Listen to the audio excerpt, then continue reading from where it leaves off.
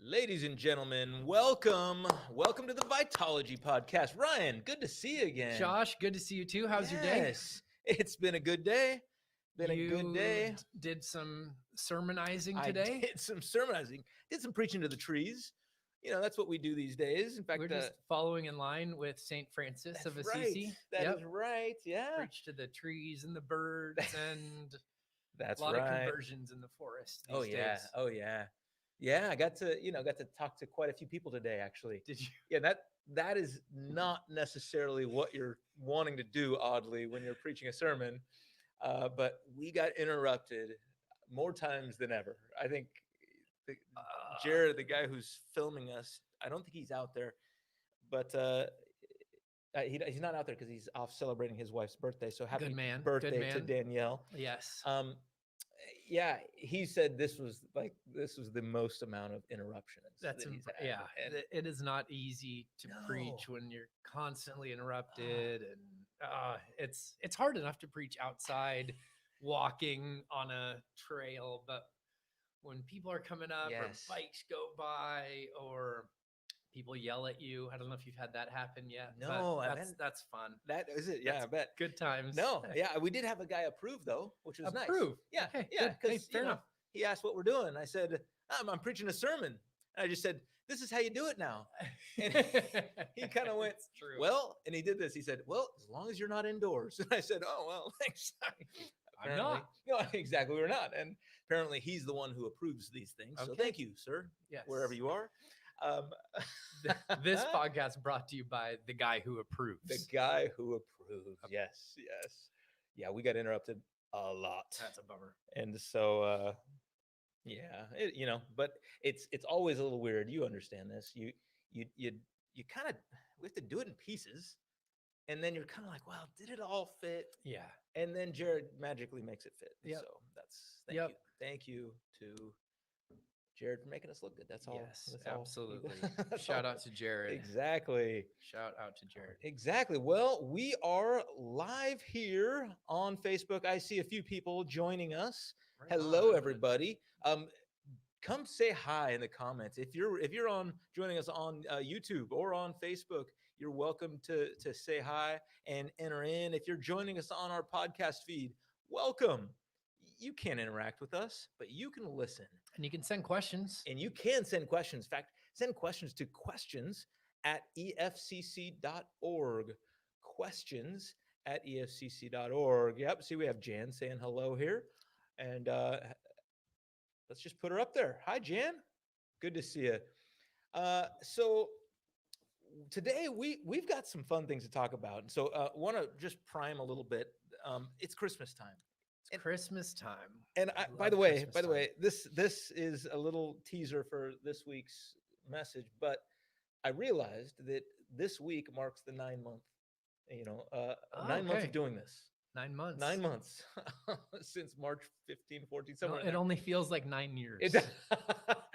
Yes, it does. That definitely feels like that. And who would have thought we'd still be doing this at Christmas time? Not me. No, it doesn't, okay. Around here, working at a church, I'll just say that Christmas is kind of one of our big things. It's a big deal. It is. We're going to talk about in a little bit how it hasn't always been that way. That's for exactly the church. Right. That is exactly right. That's going to be interesting. But at least, teaser. In the last the years we've been doing this sort of thing, Christmas is a big deal. So we're all about Christmas around here, and it just, for me, it hasn't felt a lot like Christmas. Yeah, it feels different. Yeah. It feels different. No choir concerts, not a lot of just energy on campus, and social distancing sort of dissipates that. Yes. So it's been different. It's been different. So, we're actually going to take a little time, and I'm calling it deconstructing Christmas a little bit. I mean, let's do that. We're gonna talk a little bit about Christmas. Now, I think we're going to talk more about the winter holiday that we're about to celebrate on December 25th. Yes. Because less so, I mean, here we might get into a little bit of actual Christmas, right? Talking about Jesus and the manger and all those things. Yeah. I don't know if we'll get into there too much, but Which is funny. I might Yeah. point out that Josh is saying, I don't know if what we'll get into. And that's genuine because he and I have not talked about what we're going to talk about. And No. we talked about it on the air last time, but uh-huh. we have been like ships passing in the night. Yes, indeed. And so we haven't taught. So I'm excited to hear what you have to say, man. I know, and I'm excited to hear what you have to say. And audience, I hope you're excited to hear as well. And I'm actually excited to hear about what you have to say as well. So join in. Let us know what you're interested in hearing about. And we'll do our best. No Yes. promises. Hey, Josh, can we talk a little bit about just sermon from last Sunday? Absolutely, A weary world please. rejoices. Yes. And if there's any questions you guys have about the content we covered on Sunday, I'd love to hear, any questions you have. But Josh, anything that you sort of, as you were listening, went, gosh, it'd be fun to push into this a little bit more? Well, absolutely. I mean, there was a comment that you said that it struck me, and I'm glad you. I mean, I've already heard you said that it is controversial. It is. Because it struck me as controversial. I thought, that's weird. Yes. You talked about, and then just briefly, it wasn't a the main part, but it had implications throughout that joy and happiness. Yeah. Now, tell us what you said in there. Yeah, I think my quote was something to the effect of, in the lexicon of Scripture, joy and happiness are the same thing. And it was in reference to a quote by St. Augustine, who said something to the effect of, all men, whatsoever their condition, desire to be happy. Right. And so there's this idea sometimes in the church, and I've even heard people say this, where they'd say things like, God doesn't want you to be happy, or God doesn't care if you're happy. He wants you to have joy. But he doesn't care if you're happy. Now, the only problem with that distinction is the Bible, right? That there is no distinction between happiness and joy in the Bible. And I get the etymology of the word happiness in English comes from the word happenstance. Yes. So I wouldn't necessarily debate the fact that there's a difference in the English word joy and the English word happiness. Yeah. But as we go to the scriptures, those are all lumped together. So we talk about, like we talked about Psalm 16, verse 11 this last week. And that's a great passage that points out the fact that there's very little distinction between something like joy and pleasure. So let's just happiness and pleasure are similar in the English, but the psalmist says, you make known to me the path of life. In your presence is fullness of joy. In your right hand are pleasures forevermore. So I would say that the words joy, happiness, gladness, delight, and pleasure are all part of the same idea in the scriptures. Yeah, because when in Hebrew, the way that the poetry works is they're often say something twice using slightly different language, but they're not trying to distinguish between the two. Right. They're not trying to say that one is different than the other. They're equating it. Yeah, they're kind of saying it's the same. It's a Hebrew parallelism, right? Yes. Yeah. And that's really interesting because we tend to like to break it down and say, well, this means this and this one means it's harder to preach exegetically if your second point is C point 1. That's true. That's a good point, because that was my thought that when you said that joy and happiness, at least in the Bible, are equated in a sense. I thought to myself, well, that doesn't preach as good. Yeah, no, it doesn't. It doesn't. But I think it's true. One of the books I would say to our listeners, if you're interested in diving into this a little bit more, Randy Alcorn wrote a great book called Happiness. It came out maybe 5 years ago, something like that. And it is a near exhaustive study of happiness, joy, not only in the scriptures, but throughout the ages. And he quotes from even like what you would consider to be sort of like downcast Puritans writing about happiness. And you're going, wow, I didn't see that one coming. So phenomenal book that really, I think it's probably 400 pages on happiness in the Bible. Interesting. So, but it's a great read. Great read. All right. Sounds good. Well, I thought that was a great observation. Well, it And was fun to preach that text because yeah. I'd never preached it before. And two, I thought, well, this is a little bit of a challenge to build an entire talk around joy about an event that happens primarily about somebody in utero. And so, from a preaching standpoint, I went, that's going to be fun. I wanted to try that. Yeah. And, I think in the end, it sort of came together in a way that I thought really did paint a picture of joy. Yeah. And so one of my main points main ideas was that what John models in the womb, what we are called to live out in the world. So that the Spirit would inform us of the presence of Jesus, even when our eyes can't see it, and that it's his presence that would cause us to leap for joy. Oh, that's so cool. That's so cool. And oh man, even just thinking about that with the passage I just preached, because then there's a man, in the next chapter, that happens, that he does that. Yeah. He notices Jesus. And it's not like Jesus walked around with a sign, especially as a baby, right? I mean, right. Yeah. How would you know? Yeah. Yep. That's interesting. Oh, that's really cool. So good. That's really cool. Well, I love it that, I love the title of that message. There's something great about titles in sermons, yes, it's books, yes. and I just love that. And your title, A Weary World Rejoices. What's your title for this weekend? So my title, I decided he chose a song, a lyric from a Christmas song, and I thought I'm going to do the same. So I looked up, a lyric, and because mine's about hope. Yep. Okay, this week's sermon is about hope, and so I was looking for a phrase, and I got caught by that phrase, a thrill of hope. Mm-hmm. And then I realized, that's the phrase right before, immediately before, a thrill of hope, the weary world rejoices. And so it fits together perfectly. Right on. In fact, I mean, so much to talk about those two coming together. I love it when that happens. I know. Yeah, really cool. So the thrill of hope. Thrill of hope. Yeah. Yeah, really, really, man. Well, and it's interesting too, because Capot followed that up with, obviously, a thrill of hope, a weary world rejoices, for yonder breaks a new and glorious morn. And I think he's pointing to, I think, John's gospel, that sort of this retelling of creation because of what Jesus has done, right? Yes. So, and that's in a lot of ways where Simeon camps out in his hope, the salvation, right? Yeah. God's glory and all that. So that's fun really stuff. Cool. That's really cool, man. Yeah, there's some neat things that I learned about hope, and this isn't the time to talk about hope too much. No, but in a few days, you'll have that chance. I will have that chance. But you know how it is. There's so many more things that just don't make the sermon.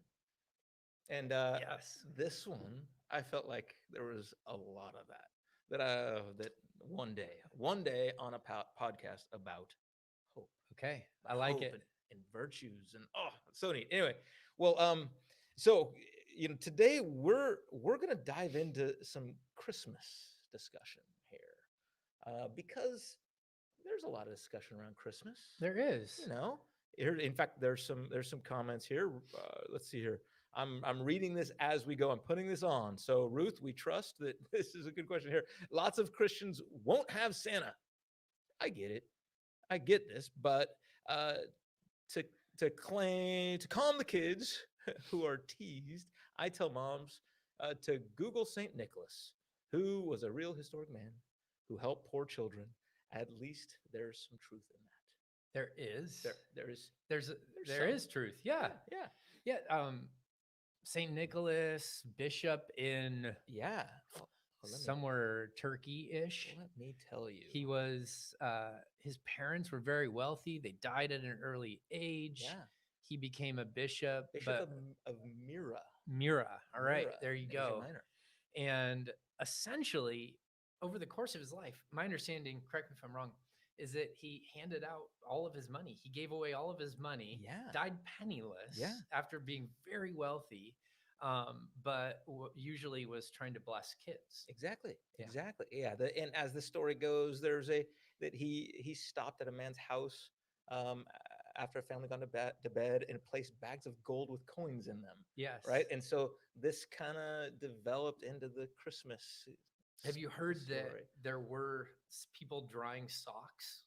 That he would drop coins into the socks. That's so right. Yep. If you're wondering why the stockings are hung by the chimney with care, you can thank Saint Nicholas. Saint Nicholas. Yeah. So no, Ruth, you're exactly right. That all of this and all of the Christmas traditions, they actually have some, grounding in history for sure. There's some truth in them.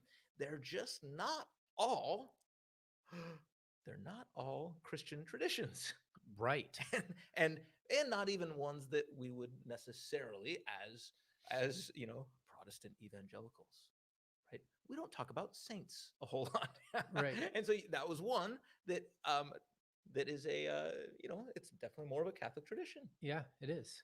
And that's okay. We're not saying that it's wrong. We're not here to bash Christmas, by the way. Oh no, in actually, fact, I think both of us were. I don't know where you stand on it, Josh, but I sort of find this as we get into it, you'll hear more of the history of Christmas, and quite the contrary. I actually like that Christians have poached a pagan holiday. Yes. And have taken it as our own. Like I find like something in me rises up and goes like, give us more. Yeah. Right. Like we will take them and we will redeem them. Yes. And shine light into what oftentimes starts out as a pretty debaucherous holiday. Okay. So you just said the phrase poached a pagan holiday. Whoa, excuse me there. Poached a pagan holiday. So now, Ryan, let me ask, are you saying that Christmas was a pagan holiday? What's going on there? Well, okay, can we start at the beginning? Let's go back. Let's start at the beginning. So it was over 300 years before Christians ever started celebrating Christmas. 300 years. So my date that I got says 336 roughly is when Christians first celebrated Christmas. It was under Pope Leo I in the Roman Empire. So if you're sort of a church historian, this is after the Edict of Toleration. This is after Christianity becomes the religion of the Roman Empire. Mm-hmm. This is also after, 250, 300 years of pretty robust persecution, at which point Christians have zero power, but start having massive influence because of love and virtue and the way that they're living. And so Constantine becomes a follower of Jesus. You have the Edict of Toleration. And then a number of years later, about a decade after that, followers of Jesus celebrated Christmas for the very first time. But I think, and I'll be interested to hear what you say.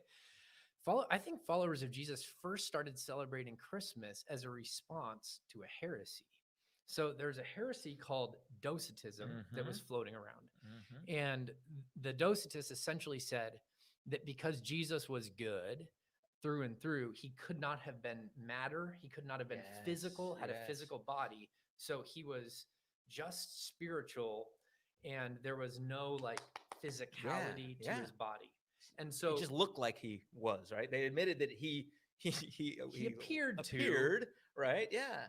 But he didn't actually have the physical body, which, the only problem with that is the Bible.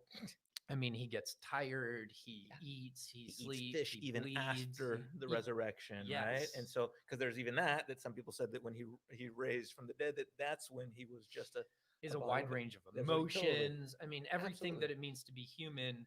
Jesus, I mean, we'll often say Jesus wasn't the least human person to ever live. He's the most human person to ever live. I love that. Yep.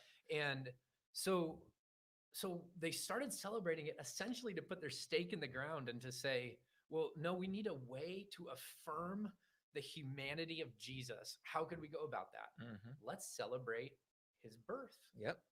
His birth. So 336 under Pope Leo I, the church starts celebrating Christmas. There you go. Yeah. Now, in some of some of this research, I found that they did celebrate birth, but not in December. So originally. But it wasn't. So there was a guy named Telesphorus. Telesphorus. Okay. I should have just said it confidently, but fast and confident. Yes, exactly. But And supposedly they started celebrating it 125 years after his birth, though. Okay. So now this is still quite a bit longer now. But okay, we're very fascinated with birthdays, Yes. right? So for us, that sounds weird that they wouldn't celebrate the birth. But then again, if we look at our gospels, okay, Matthew, Mark, Luke, and John, there's actually not that much that is in there that is about his birth, Especially in comparison to how much is about his death. Yes, exactly.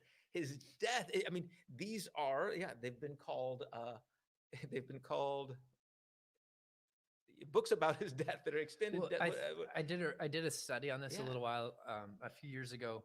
I think it was something like 34% of the Gospels are about the last week of Jesus's life. Yeah, and I think that's especially true of Mark.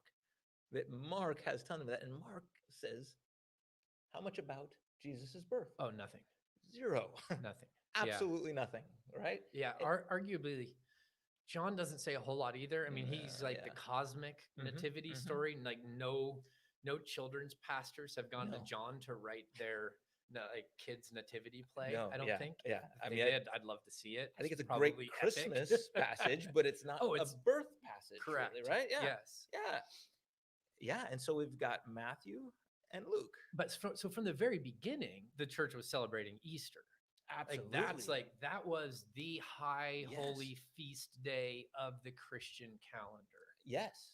And that date is set based on the lunar calendar. Yeah. Right. Yeah. So if you're wondering how do we figure out when Easter is the first Sunday that follows the full moon that follows the spring equinox. Okay, there it is, ladies and gentlemen. It's a lunar lunar calendar that they look at to figure out when Easter is. Yeah. That's why Easter, you may have noticed, isn't the same day every year, the same date every year. So it floats around depending on what the moon is doing. I know. And then like the Eastern Church chooses a different date sometimes, and I don't necessarily they do understand. For Christmas too. Yes. Oh yeah, that's right. Yeah. So January 6th. There are different ways, but that's one of the things about Easter is that we can, with a fair amount of accuracy, we can nail down when that was. Yes. Even down to a date. There's some debate based on a number of things, exact year and some things like that, but it is pretty darn close. Yeah, we can get pretty close. His birth, though. Yeah. No, well, I think one of the things we can be sure of is that he was not born on December 25th. Now, okay, yes. I mean, there's 365 options, right? Okay, why do you think that it was probably not December 25th? Yeah, I think the biblical text that I would point to say probably not December 25th is actually in Luke chapter 2 that talks about the shepherds being out in their fields. And so tending to their flock by night, which is something that would typically have happened in the summer and the fall. Yeah. Probably early fall, but certainly not in mid-December. It would have been too cold. They would have not been in grazing season like that. And so most people would say, nope, certainly wasn't December 25th that the shepherds were out in their field watching their flocks by night. Yeah, I agree. And the fact that I have an October birthday makes me think it was probably then. Well, okay, so here's an interesting deal. A lot of people think, and this goes back even to like Matthew Henry, who was a late or sort of late 1800s, right? He thought, and many people would fall in line with him, that Jesus was born at the Feast of Tabernacles.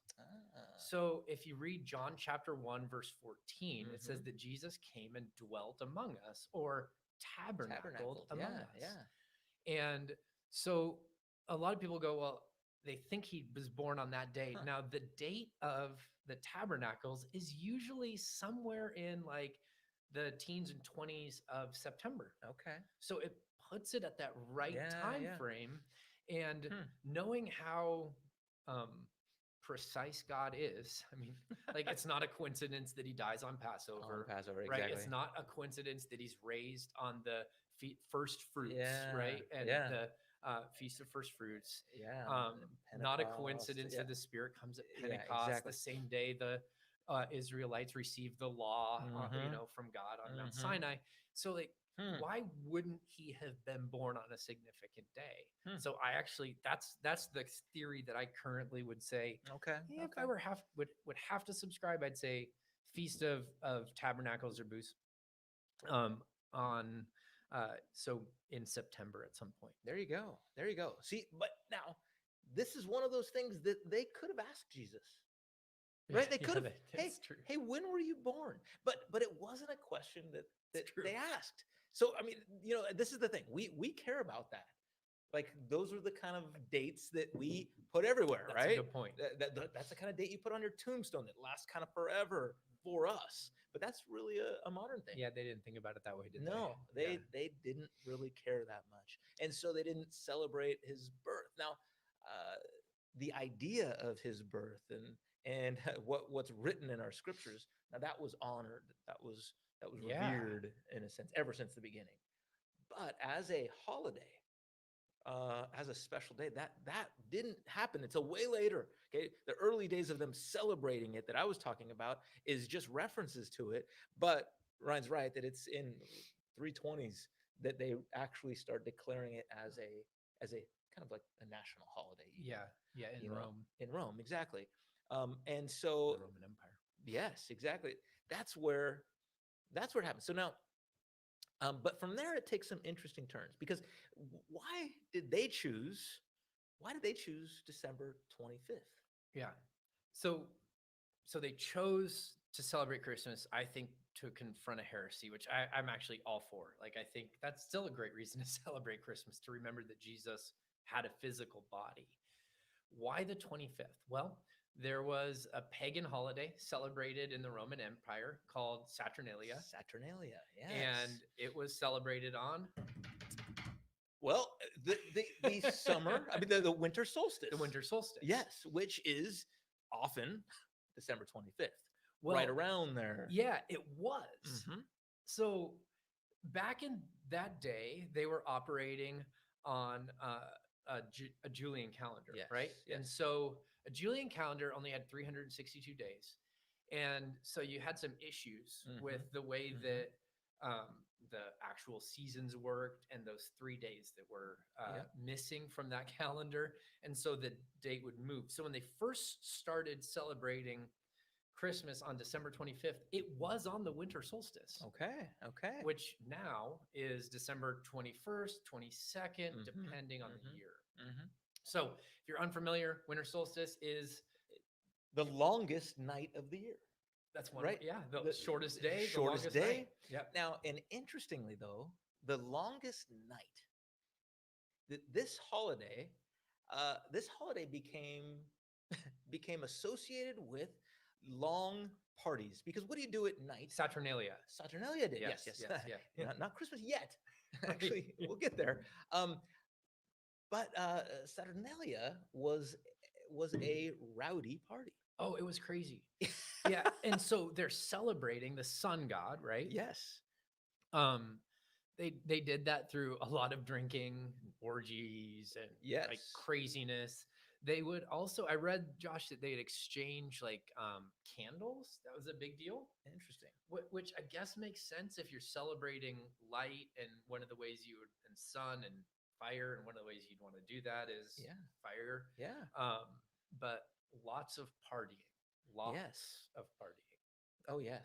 Yeah. Because once again, at night, I mean, this is what my mom told me, that no one does anything good. Yeah, at my night, mom, right? My mom used to say the same thing too. I mean, nothing good happens at nothing night. good happens at midnight or whatever like that, right? And so I think that was sort of the idea. Yeah. That you've got the longest night, so let's get into the most trouble. Right. And so that's really what this holiday was about. Now, and so what I've read about this is that actually, and so you named a different pope. I had down Pope Julius the First. Now, I think somewhere in here, I think this was a concerted effort by the church, though, to try to take over this holiday. Oh, definitely. They were trying to, they saw that what was going on at night was bad. They didn't like it. Yeah. They wanted people to stop doing that. And so they thought to themselves, if we put a Jesus holiday there, if we declare that day to be a Christian holiday, then people will just stop partying and stop having any fun, because that's what Christians do, right? They just stop all the fun. That's not what Christians do. But yeah, I mean, I think there's two ways to look at it. Like there's that way. yeah. That where it's like almost missional, right? Yeah, Like yeah, yeah. let's like bring light into the darkness, which Yeah. that sounds like something Jesus was doing at his birth, right?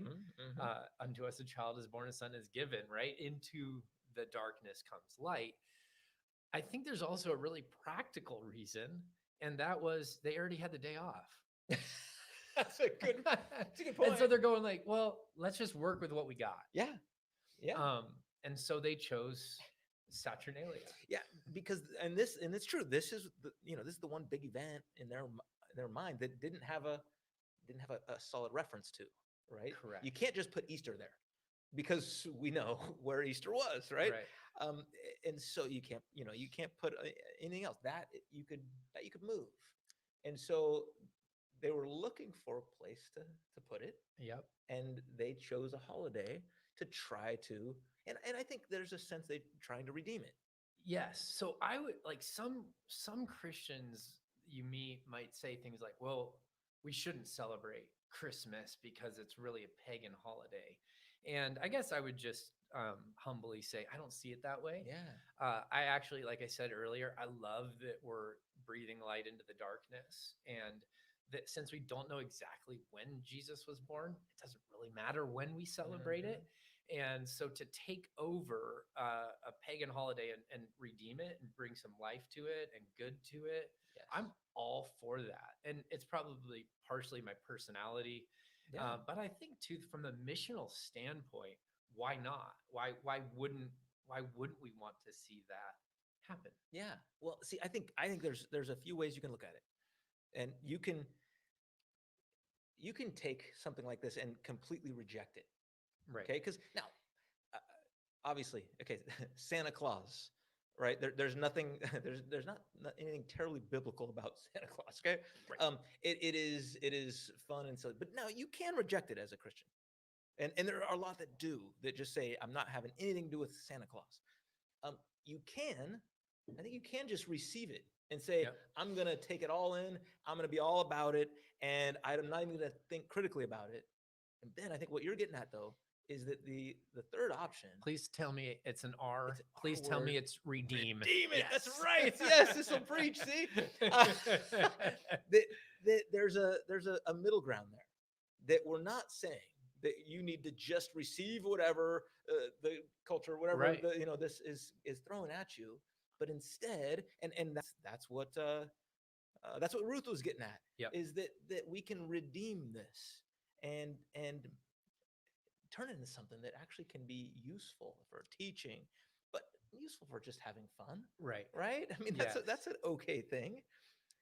And so I think that's hugely important that we think about these. And I agree with you completely that's where I sit in all this. That we celebrate Christmas. Yeah. We do too. We don't push Santa Claus real hard. In fact, we don't either. We've never explained Santa Claus. We've never said Santa's giving these gifts. If you're, wait, just one second. I don't think there's we're not a kid show. There's not a lot of like 8-year-olds, 7-year-olds sitting around like going, what are Ryan and Josh going to say? But if your kids happen to be watching with you, you just may want to plug their ears for just a second. This may be the time to step away, because, Josh. Yes, right. Santa behind the woodshed. I know. Well, we are deconstructing Christmas, and so now if the earmuffs are on, and we can say. See, what's funny, Josh, is we have never built up Santa. Like Santa has never given the good gifts. Because like mom and dad, if we're buying them, we want credit for those. We paid for them.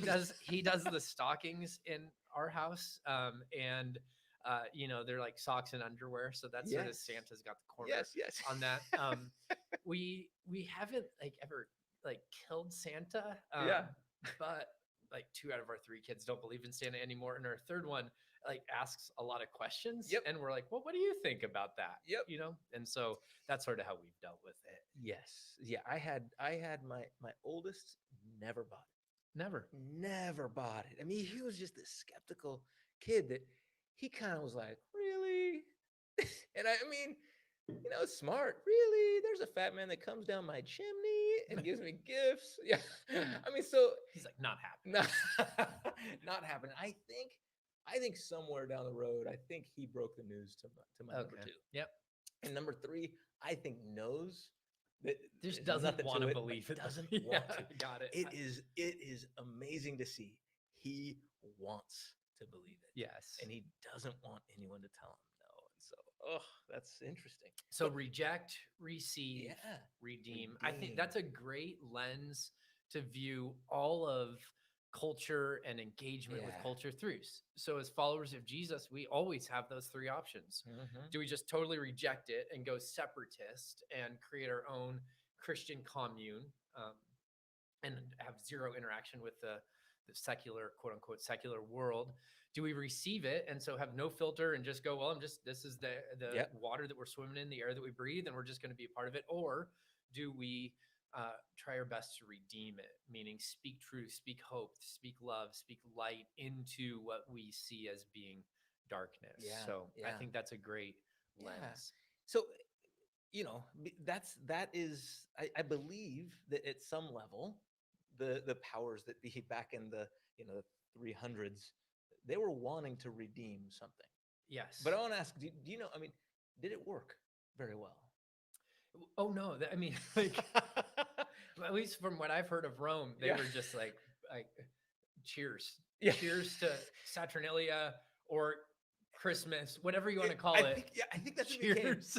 We don't care what you call it. You can call it whatever you want. Christmas, great. Let's But I celebrate do think Christmas. that the followers of Jesus, I mean, they were pretty hardcore back then, especially pre-Constantine. Yes. Because you could lose your life for being a Christian. And so Yeah. I think for them, certainly there was a weightiness to celebrating Christ's birth, even from the very inception of the holiday. So Yeah, I think for yeah. them, yes. Yeah, absolutely. So one of the interesting things to me, though, Josh, as I was looking at this and studying it, is, okay, so if it's tied to solstice, why isn't it on solstice? Yeah. So I'll go down a little bit of a rabbit trail here. To me, it's fascinating. Like, our listeners may not find it so much, but that's all right. So you had the Julian calendar that we were working on until like the 16th century, right? And so Yeah. when they made these adjustments to the Gregorian calendar, remember that calendar, the Julian calendar, was 362 days. Mhm. So they added 3 days to it. Hmm. So to make the Gregorian calendar. Hmm.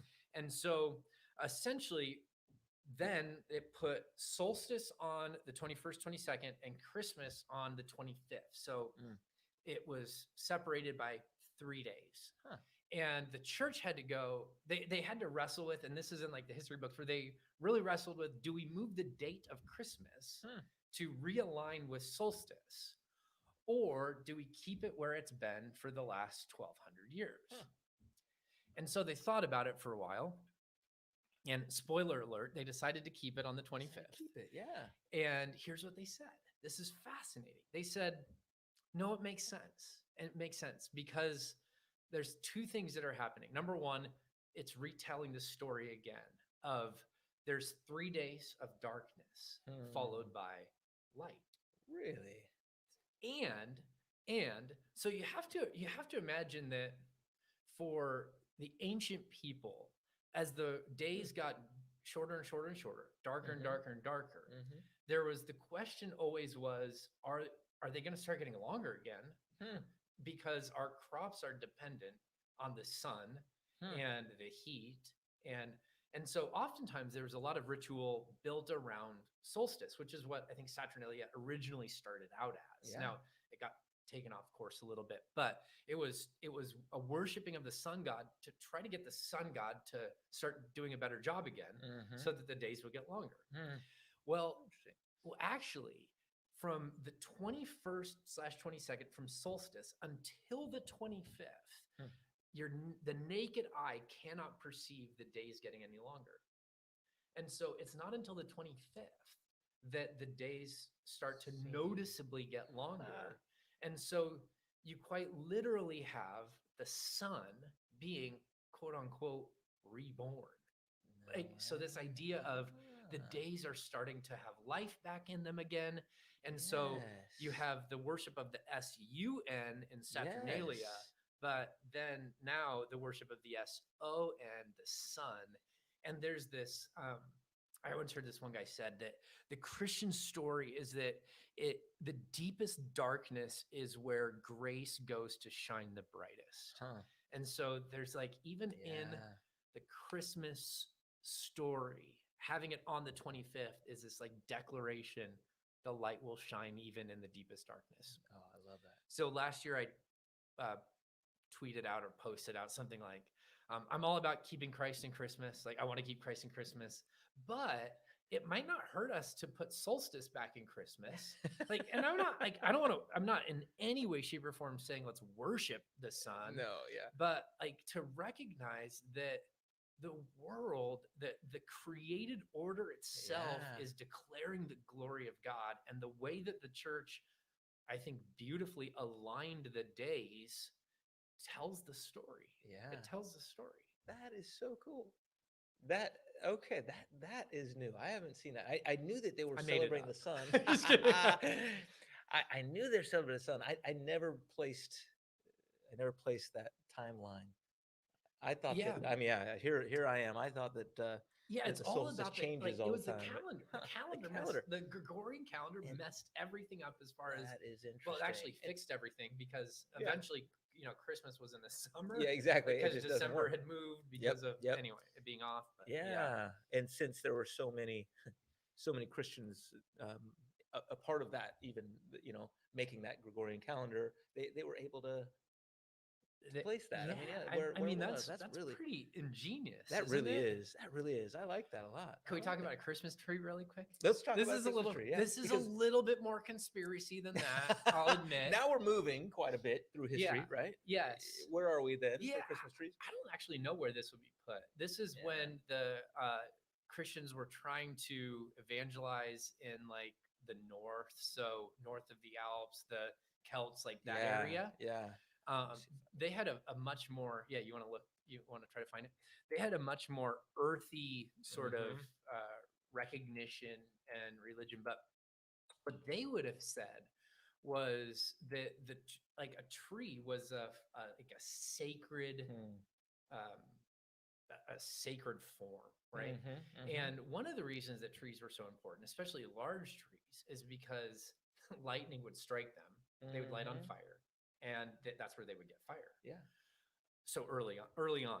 Really, yeah. And what they would do around the winter solstice is they would go and they would like decorate trees in order to try to attract lightning to come to the tree. So typically they'd pick like the oldest oak in their village, and they would decorate it with like fruits, oftentimes vegetables or things like that. They'd hang it in the tree as a way to sort of beckon the quote unquote sun gods or the rain gods or whatever to come and to strike the tree so that they would have fire. Interesting. Yeah. Wow. So that could have been a very, very early tradition. Very early. I mean, yeah. But I think so. The Christians adopted that when they were trying to evangelize to the Celts, right? Going, well, okay, let's talk about a tree, because we have a tree in our story too. And we have a tree in our story. Where's a tree in our story? So two trees that I would point out. Exactly. Yeah. Okay. The first would be Adam and Eve, right? The tree in the garden, and then Jesus crucified on a tree. On a tree. Right? Yeah, exactly. And so what's interesting, and I never knew this. I'm going to look at my notes for just a second. I never knew this, that I read that the feast day of Adam and Eve is typically the 24th of December, which is when the early like the church, as they were evangelizing to the Celts, would bring the tree in and they would decorate it on the 24th. And it was part of their way of celebrating the goodness of God's creation, like remembering the garden and all of like the garden and the tree that stood in the center of the garden, and their way of sort of retelling that story as they got ready to celebrate the rebirth of humanity through the giving of the Messiah. Anyway, that is interesting. And actually, I would have been helped by that tradition this year because we bought our tree and it's already dead. And so it's falling apart. I don't think it's going to make it till December 24th. We're both talking about how we might have to take down our tree before Christmas if that's not a terrible thing to do. That's a bummer. It's time to get a fake one. But, this is, okay, I heard about it from, so the way it was popularized in Christian culture, okay, is I think that there were traditions that were, from what I've heard, there were various traditions with trees involved. And I think I would say, I would affirm that. Yeah. Like all across the globe, different traditions. Absolutely. Yeah. Absolutely. Yeah. This is just one. And there's there's different pieces come together in unique ways. So what I'd learned is that Martin Luther's influence, he actually loved the tree. Did he? That's loved surprising. The tree. Exactly. So this is what I've been told, that the fact that we put lights on our trees is because he was walking home one night and he saw stars through the trees. And all that I read was that he liked it. He liked it and thought, I want to duplicate that. And he started putting candles on trees, which is a terrible idea. Yeah, don't do that. Especially your dead tree. Don't hang candles on that. No, it's a bad idea. He comes home. He's like, Catherine, you know what we need? That's candles. Candles on the tree. That's how he spoke. Yes, exactly. Now, okay, so here's what I heard. So this is separate then. In 1840, Queen Victoria married the German Prince Albert, and he brought that Christmas, the tree tradition, from Germany, and that made it to England. Interesting. And so, but there's all sorts of crazy things that I didn't even have time to put down on paper, but there's upside down trees and hanging trees from their ceiling in some cultures. That is a Christmas tradition, and it all has interesting meanings. But it's cultural. Right? I mean, this is the thing that each culture kind of adopted something and gave it meaning. That I think that's key. Right. That for them in their culture, and especially as believers, they were giving this some really interesting meaning, actually, and really profound meaning that for them. Now we kind of see it and we think, why did they do that? Right. And it's easy for us to then reject it. Because it doesn't fit into our lens, right? Into our worldview. Yeah. And yet, when we study it like this, when we kind of take some time to research it, there's a ton you can learn about it. Well, and I think too, the evangelistic zeal of a lot of the early followers of Jesus, where they wanted people to understand their story, right? So to look at the followers of Jesus that are trying to evangelize to the Celts, and they go, well, you want to talk about a tree that's sacred? Let's talk about this tree that was in the garden. Yes. And let's hang fruit or vegetables or food on it as a symbol of life, right? Yeah. And sustenance, to remind ourselves that every day we have a choice between the tree that brings life and the tree that brings death, like to have relationship with God or to be cut off from the author of life. And so I love the way that they're pushing in and trying to tell the story in new and fresh ways. It's what followers of Jesus have done from the very beginning. Yeah. And I think it's probably even harder when our culture is so inundated with the story. Yeah. That it's more of a challenge to say, actually, there's meaning behind these things that go beyond just the forms. Because you get the forms, but you may not understand the meaning that's behind it. Yeah. Yeah. Oh, Gene Tejada's chiming in here. I love it. O Tannenbaum, O Christmas tree. That's right. See, that's a German phrase. O Tannenbaum. Maybe we can end our podcast with a rendition of that. You don't want that. I did know it in German at one point. It's impressive. not anymore. I'm still shocked that Martin Luther is responsible for lights on the tree and the Protestant Reformation. That's what the internet. I wonder told which me. one he's more proud of. Yeah. Just kidding. I like Gene also writes the sun shines on December 25th. It does. I like that. It does. I like that a lot. But in the States, we haven't always been quite as fond of Christmas as we are now. And in fact, not just the States. Not just the States. I mean, this predates America even. Yeah, it does. That Christmas had a bad reputation. Well, Saturnalia. I think it was the hangover, pun intended, from Saturnalia. Yes. So the Puritans early on were like, we don't do Christmas. Okay, wait. Did you hear that? The Puritans, right? These are I mean, these are before our founding fathers of the church, right? These are the people that brought the faith that we practice today here. We have a lot that we owe to them theologically, absolutely, and in tradition, all those things. And the Puritans were very anti-Christmas. Like, even if Christmas happened to fall on a weekend, I've read that they would go work in the field just so that people didn't think they were celebrating Christmas. Oh my goodness. How hardcore is that? So they're like, we will break Sabbath to make sure you don't think we're celebrating Christmas. Wow. They wanted nothing to do with this holiday because they were on the other extreme of the reject side. Oh, in most things. I mean, I can see where they're coming from, though, right? Like, yes. You flee a place for you're essentially a religious refugee, like going to make a new life for yourself. So their devotion in so many ways is, and I joke about, how far they went, but their devotion in so many ways is inspiring. I mean, it's like, absolutely. Gosh, yeah, absolutely. But it wasn't just them. You know, Who that else? in 1649, okay, Oliver Cromwell, right? Okay, this is they overthrew the English government for a wee bit. Not sure how long, I can't remember, but they banned the celebration of Christmas. Okay, in the country, right? In all of England. Scrooge. Yeah, but then the monarchy came back under Charles II, and he brought back the drunken celebration.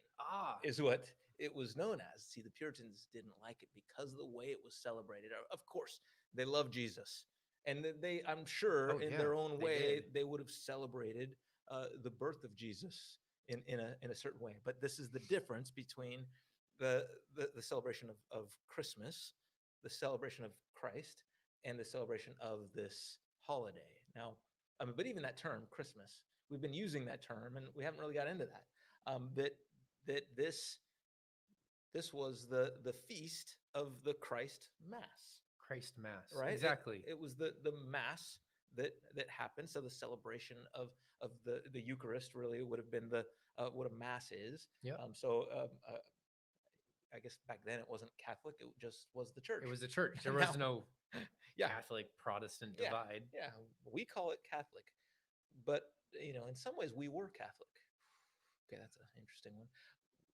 I mean, everybody was. Everyone was Christian, Catholic, right? So, I know exactly. Yeah, there was just so the Christ Mass, and maybe that was a part of it too. That these Puritans, and especially under Oliver Cromwell, there was some political clashes between the Roman Catholic Church and the English Church, right? The Church of England, and so they didn't want anything to do with anything that even smelled like Catholicism, right? And so that's a part of it, but it also had to do with this night of debauchery.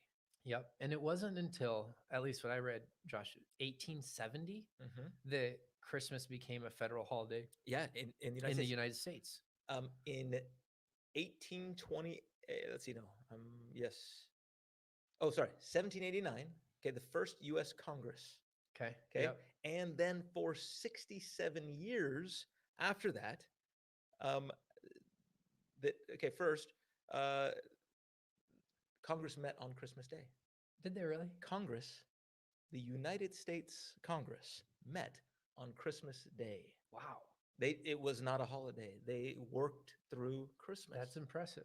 And so, did they keep Christ in Christmas? That's what I want to know. It doesn't seem like they did, because those Puritans that came here, they banned Christmas here. They didn't want anything to do with Christmas. Well, and it was a state holiday in some states, and some states it wasn't. Exactly. I mean, can you imagine? Exactly. Like, in California, would it be a state holiday? My word. I'm guessing no. Probably not. Probably So not. some states celebrated it Yeah. officially, some states didn't. I mean, just really interesting the way, but it wasn't until 1870 that was united in as a federal holiday. And so, in 1828, okay, this is not as long ago, okay, right? But 1828, New York City commissioned a special police force to deal with unlawful citizens on Christmas Day. Huh. It was still a rowdy holiday. Yeah, that's even as late as 1828. Huh. It was a crazy party time. And okay, the song, "We Wish You a Merry Christmas." Yes. Right? There's this weird line in it, right? And I don't have it written down. But we wish you a Merry Christmas. We wish you a Merry Christmas. But then it says, "Now bring us some figgy pudding." Figgy pudding, meat pudding. Meat pudding, and bring it right now.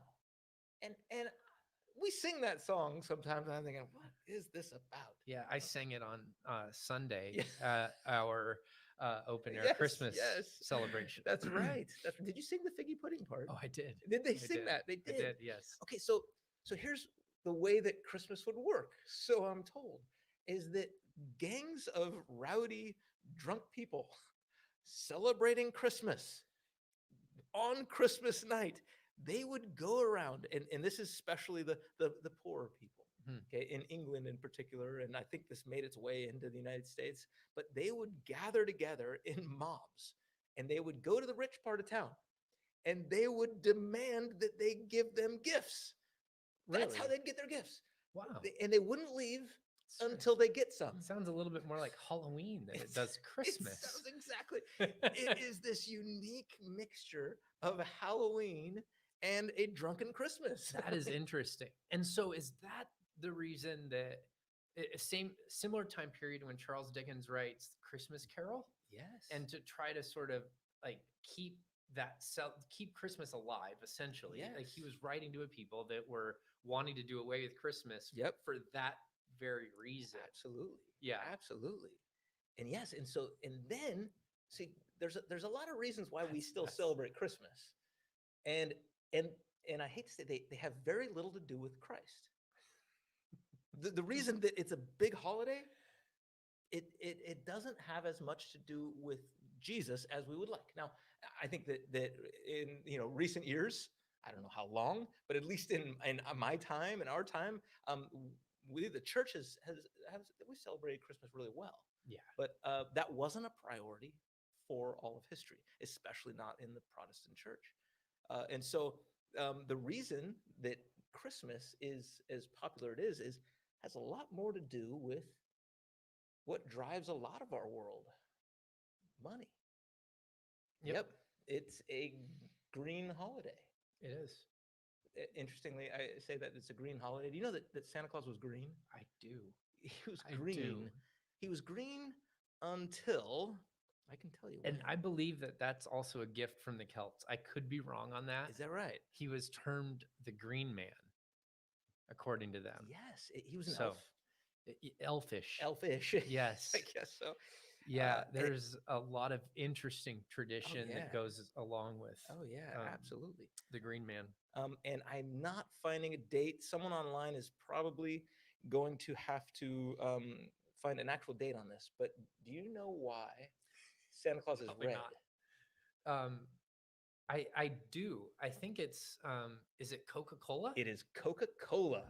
Santa Claus is red, ladies and gentlemen, because Coca-Cola decided that they wanted Santa Claus to look like their Coke can. That's some power branding right there. Power branding. It really is. Wow. I mean, there's an evolution of a sense of Santa Claus that he went from this little, actually elfish type character, and in some of the imagery, he is Yep. small, thin. I have some pictures that he's like this buff guy. Like, it's so funny, and he's morphed into this round, Jolly, jolly, bearded red man that is, and with thank you, superpowers. Coca-Cola. Thank you, Coca-Cola. But that's the thing. I think we have Coca-Cola to thank Yeah. for celebrating Christmas. We have, all the people that want you to buy gifts to thank for the reason that we celebrate Christmas. Now, once again, So I think we're in a very similar spot to yes. where the church found itself in 336, in a sense, right? To say we've almost reverted back to a holiday that has very little to do with Jesus. Yeah. It carries his name, but maybe little else that he stood for. I mean, he Mhm. wasn't materialistic, that's for sure. And so I think, Josh, for us, the question is, how do we infuse this winter holiday with Christ? Yeah. Right? How do we as people of God have a subversive pushback to the way of the empires that want to push it in this direction of materialism and power and money and all that goes along with that? And how do we once again redeem it from maybe not Saturnalia anymore as maybe mammon? I mean, I think like we're just redeeming it from a different God now. Yeah. And I think that's the call and the quest for Christians in 2020. Absolutely. Oh yeah. And yeah, that's something, as we've been talking, I've been thinking a lot about that what is it that we need to redeem? And I was actually thinking of what are other things, but you're right, that there's almost a redeeming, Yeah, I think so. a sense of Christmas. I think so. And I think the story of how we got here, or at least I don't think either of us would say that what we've done tonight is exhaustive. No.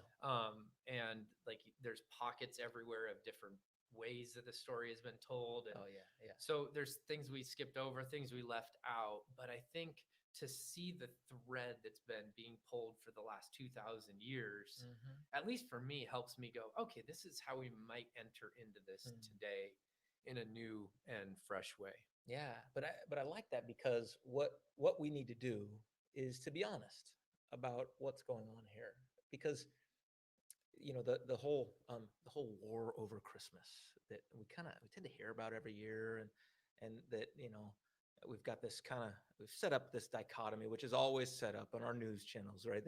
They're doing the same thing, because their God is also, I hate to say it, mammon, right? It's money. Yeah. That's the whole, that's what's driving them. And they feed off of the polarization. And so there's this idea that some people out there don't want to celebrate Christmas, and that we, the good people, do, and that we want to, bring back Christmas the way that it was always celebrated. Well, maybe not always. Let's not do that. It's a very bad idea. Let's not really bring back the way we've always celebrated it. Instead, I think that we can be real honest about it, and maybe we start there, saying this is what it's been. Yeah, it's never. I mean, it's in the grand history, it has not been a terribly religious holiday. No, and it wasn't one that was important to the early church. Yeah. So that doesn't mean that it shouldn't be important to us now, and it doesn't mean that there aren't really, really good things about it, and things that, I don't know. I love Advent. I love Christmas. I love singing Christmas carols. I love remembering the birth of Christ. I think like part of what as we celebrate Christmas, the thing that just resonates with me is how good it is to be human. Like it's so good to be human that God himself clothed himself in humanity to redeem us. Absolutely. Right? He became one of us. At Christmas, Advent, we talked about this last week, is the reminder that God has come as Jesus, but he's also coming back, right? But I think too, we should be reminded that Jesus is still human. Right. I mean, like, exactly. That was not a temporary sort of for a time thing, that God in the form of Jesus is still Mhm. human and Mhm. always will be. Mm-hmm. And so there's something beautiful about being human. Oh yeah. And Psalm 8 would echo Yeah. that, John 1, but the Christmas story reminds us of the beauty it is to be alive. Yeah. Oh, and what a beautiful thing, because we sing songs about this. We have a plaque on our wall, and I noticed today that says it's the most wonderful time of the year, right? Yeah. And that's, I don't know who sang that song, but I don't think it's in a religious song, but I know it's not, right? Anyway, there is something special about it. Yeah. That everybody celebrating, not everybody, but a lot of people celebrating holidays together, going out and looking at lights. Yes. And so this is where I'm with Martin Luther. I just like the lights. I like to look at the lights. And even what we did last weekend, the church, if you were around, we just decorated. And there was some that was silly and some that was meaningful, but it was really just for kids. I think that's is the thing that is so powerful about Jesus, that I think he would take the time for the kids to just totally let them have fun. Yes. Let I love them it. Yep. bring some joy to life. I think that's a good thing. That is a really good thing. And so this Christmas, let's remember that we too are human, and we too need this, and especially this year. Especially this year. I agree, Josh. We need some joy, and we need some comfort. Comfort, right? You're going to talk about that Sunday. I know. And our longing for comfort, it turns into hope for what we're missing. And so it's going to be real good. Well, everybody, thank you so much. Thank you for tuning in. This has been a fun study, fun time to look at Christmas, and in some ways still to talk about the study of life, because here we are ending on something that's so crucial, that Jesus, so much like us. That's really what we're celebrating. That he became like us, right, to then redeem us.